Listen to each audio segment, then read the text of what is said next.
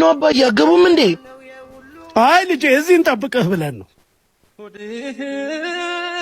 ነይ ነይ ነይ የኔ እናት በርቺ። ወዴት ነው? እዚህ ነን።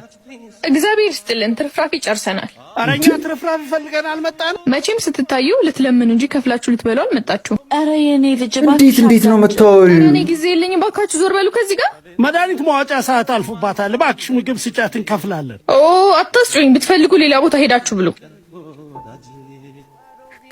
ከሽሮ ቤት አቅም ሰው ትመርጫለሽ? ምን ነው አባዬ አገቡም እንዴ? አይ ልጄ እዚህ እንጠብቅህ ብለን ነው። እማዬ ኑ እንሂድ።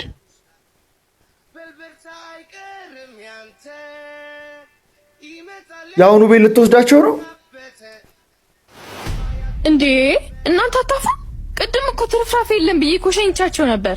ምን መድኃኒት ማዋጫ ሰዓት አልፎብኛል ምግብ እንግዛ ብንላት እምቢ አሻፈረኝ አለች። አለቃ አጭበርባሪዎች ናቸው። አንተ ግባ፣ እኔ አባራቸዋለሁ። አንቺ ትወጫለሽ እንጂ እናትና አባት እኮ ናቸው። ባይሆኑም ደግሞ ትልልቅ ሰዎች ናቸው። እንኳንም አወኩሽ። እቃውን አስቀምጪና ውጪ።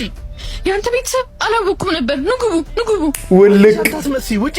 ተው ልጄ እባክህ ትማርበታለች። ይቅርታ ይቅርታ።